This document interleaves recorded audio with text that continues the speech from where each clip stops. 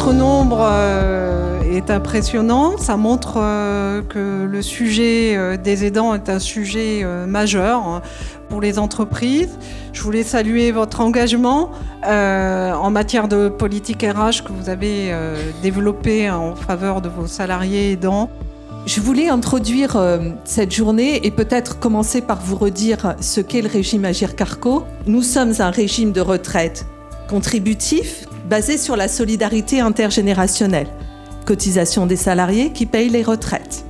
Mais aussi, une petite partie de cette cotisation permet de proposer des services d'accompagnement et de prévention à des actifs et à des retraités.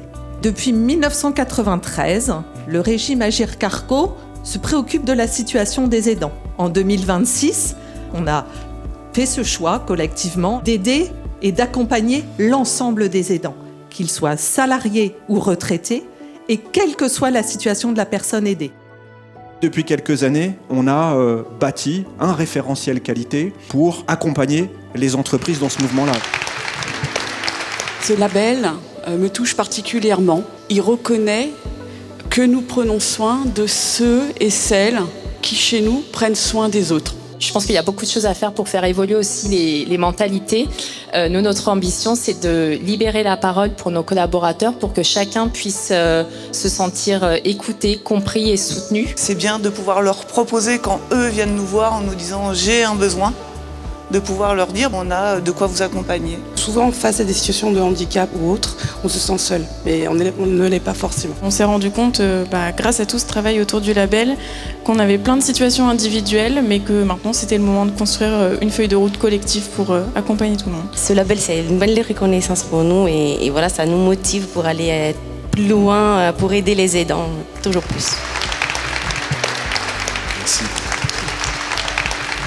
Je remercie du fond du cœur les entreprises qui s'engagent sur cette voie-là, qui n'est pas le chemin le plus facile, mais qui répond à un enjeu sociétal majeur. C'est pas un aboutissement, le label.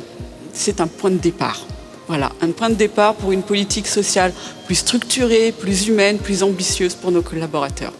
J'appelle tous les lauréats à se présenter avec le label dans la main pour la photo de groupe.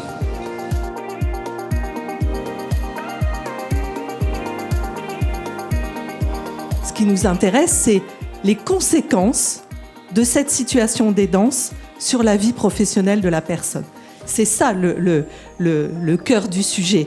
Un salarié sur 4 sera vraisemblablement aidant en entreprise d'ici 2030.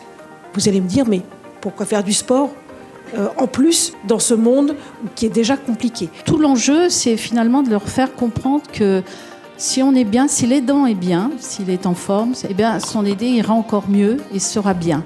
Et donc, c'est pas quelque chose, d'égocentré, de s'occuper de soi. C'est au contraire, c'est penser à l'autre. J'ai souhaité faire de cette année post-jeu une année où j'allais faire du sport pour ma santé mentale.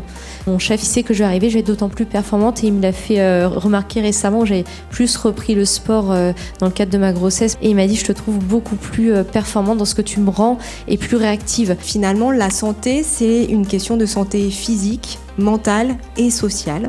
Et donc, on a tous besoin d'avoir une prise en compte et des dispositifs qui vont nous aider à concilier la vie d'aidant, de professionnels et personnels. Sur des prises de conscience humoristiques, en tout cas dans ces moments-là où tout le monde est relâché, avec des formes de questions pour dire quelles sont les situations d'aidance, ça suscite des questions, ça suscite des réactions. Les missions handicap qui sont là, vous avez les collaborateurs qui vont vers la mission handicap et disent tiens, j'ai entendu parler de ça, mais moi je pensais pas que j'étais concerné, je suis papa d'un enfant autiste, je suis papa.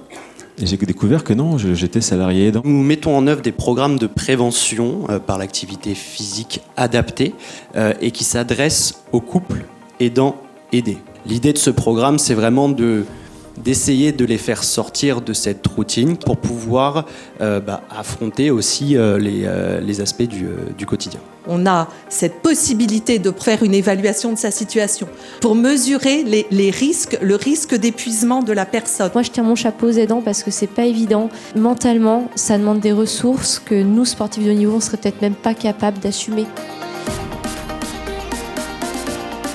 Je fais une petite parenthèse pour remercier chaleureusement mes équipes qui s'investissent énormément pour faire valoir cette cause des aidants. Les collègues APICI, la G2R, Malakoff et autres alliances professionnelles, Andéo, et remercier l'Agir Carco pour tous les efforts et tout le soutien que vous nous apportez.